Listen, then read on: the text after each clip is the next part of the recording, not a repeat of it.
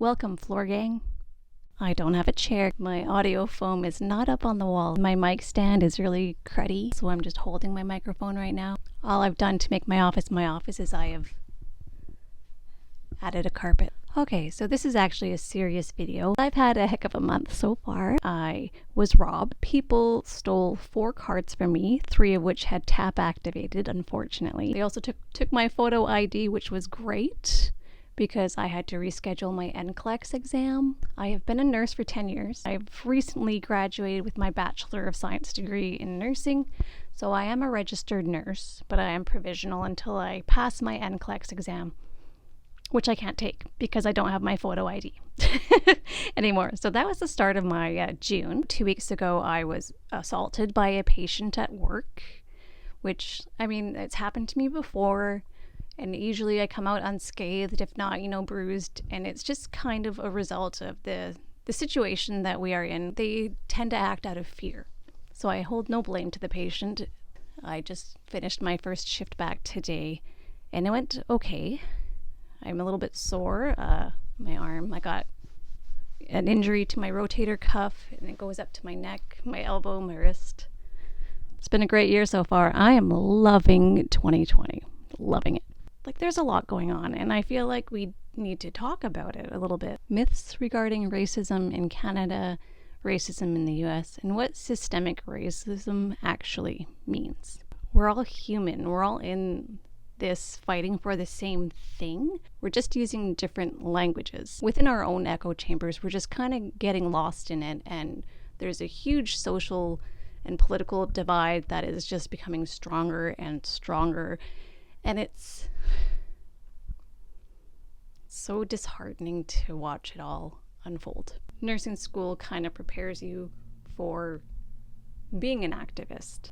I don't want to be one, especially not on YouTube, but I'm just using this as a medium so that I can record this video and send it out to people who have ruffled my feathers, so to speak. I want to start off with a couple of quotes. The first one is from none other than Bill Murray. It's hard to win an argument with a smart person, but it's damn near impossible to win against a stupid person. When you are talking with someone, seek to understand before seeking to be understood. I think we get so involved in our own selves that we forget that part of talking with other people is to understand where they're coming from. You can't rebut something if you don't know the reasons behind it. I was 17 when 9/11 happened. And when that happened, I noticed that there was a huge divide between Democrats and Republicans, liberals and conservatives. I thought it was bad back then. And I'm not sure if it's worse now or if we're just more aware of it being so bad. But here's the thing, even really bad people, theoretically bad people, can have or do good things or have good thoughts. So to just completely discredit someone because of them liking a certain idea is just unproductive. It's a step above virtue signaling or moral grandstanding. There's extreme virtue bidding wars where we're pinning each other against each other. Even if someone's done nothing wrong, they're bad people because they haven't done anything yet. Silence is violence.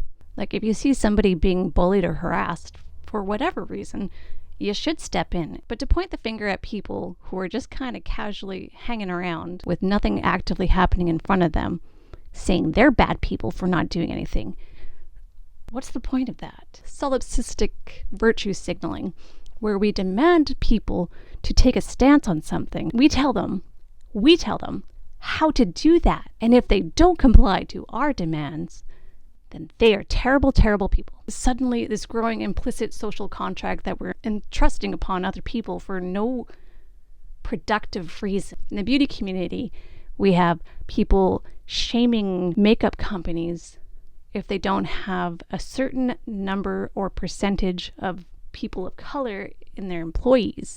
I understand why they want to think like that, but you also have to look at the demographic. I think we just need to take a step back and stop demanding these unreasonable requests. A lot of these requests, mind you, are marginalizing. We continue this systemic racism by marginalizing people by trying to prove how diverse we are. I think the most vocal people that I'm seeing on social media just really do not understand that. If you rebuke them whatsoever, you're going to be named a racist. Almost 15 years ago, Hurricane Katrina came back, destroyed southeast Louisiana. It also hit areas of Mississippi and Alabama.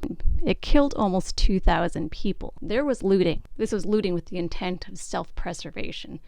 Everything was demolished. Things were gone.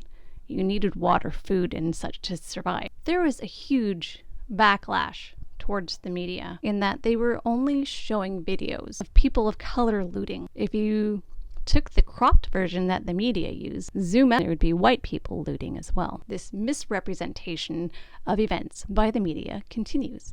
And this is an example of systemic racism. See, when people hear systemic racism, they usually think institutional racism. That's not what systemic racism is. Let's think back to like medical terms here. Systemic means throughout. Systemic racism very much still exists. Now, if you take a carpenter and you take away all of his tools, all of his supplies, and tell him, it's okay, yeah, you can still build a house. Like, there's no rules against you building a house. You can just go ahead and build a house. Why not just, build a house? Well, you took away all of their tools. By tools, I mean these social constructs that they would have within their families, within themselves, to be able to know how to get out of the hole that we have put them in. You see systemic racism all the time, okay? You do. You just don't acknowledge it, or you're not looking for it. It's not institutional policies. It's not segregation. It is systemic. It's throughout. It is you, it is me, it is everyone who has their preconceived notions of other people. We need to really evaluate ourselves first and foremost and see what stereotypes do we actually hold in our heads and how can you counter that. Accountability is a giant thing, and it's not something that we tend to encourage anymore, it seems. Which brings me to my last point. I feel like that's the main thing that we want from our police officers right now. At the beginning of this video, I told you about how I was assaulted by a patient. I was grabbed by my wrist with both of the patient's hands.